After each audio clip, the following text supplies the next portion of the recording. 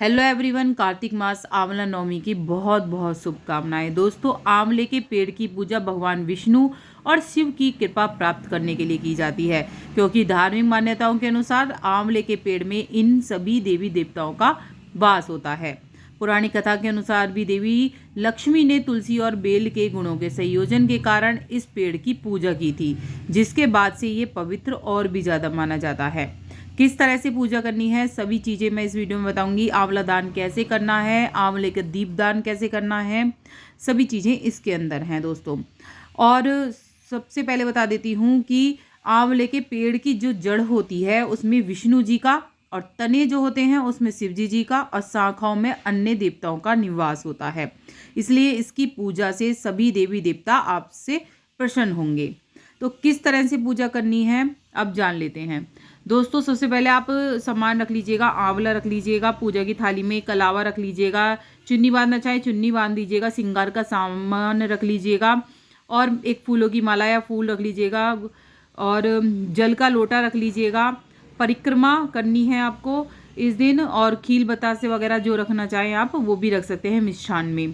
तो इन सभी सामग्रियों को लेकर आपको किसी भी आंवले के पेड़ के वृक्ष के नीचे जाना है। आंवला ना मिले तो क्या करना है, आंवले खरीद के लाना है आपको। आंवला ले आइए, आंवले वृक्ष मानकर आंवले की ही पूजा आपको करनी है। आंवले की पूजा की जाती है तो आंवले की कर सकते हैं। अगर आंवले भी नहीं मिल रहे हैं तो आप सिर्फ विष्णु भगवान की पूजा आंवले के वृक्ष के रूप में कर सकती हैं। तो इस तरह से भी कर सकती हैं। अब किस तरह से पूजा करनी है, सबसे पहले आपको जल अर्पित करना है, उसके बाद तिलक अर्पित करना है, और फिर मेकअप का सामान चढ़ाना है, चुन्नी चढ़ानी है। सो दूध से सींचना भी बहुत अच्छा बताया गया है। और इस तरह से आंवले के पेड़ को दबाया जाता है, जैसे पैर पकड़ना होता है इस तरह से, और फिर इस तरह से गले मिला जाता है। तो इस तरह से आपको आंवले के पेड़ की पूजा संपन्न करनी है।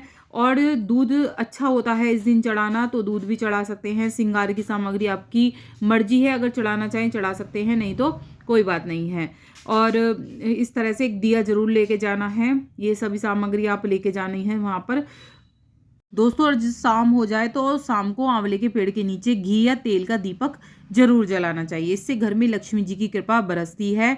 और जैसे मैंने बताया था, हल्दी चावल कुमकुम सिंदूर से आंवले के पेड़ की आपको पूजा करनी है। घी दीप जलाना, 7 परिक्रमा जरूर करनी है।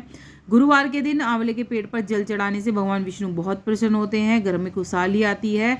इस दिन आप दान भी दे सकते हैं। वैवाहिक जीवन में कड़वाहट हो तो मंदिर में आंवले का फल या मुरब्बा आप दान कर सकते हैं।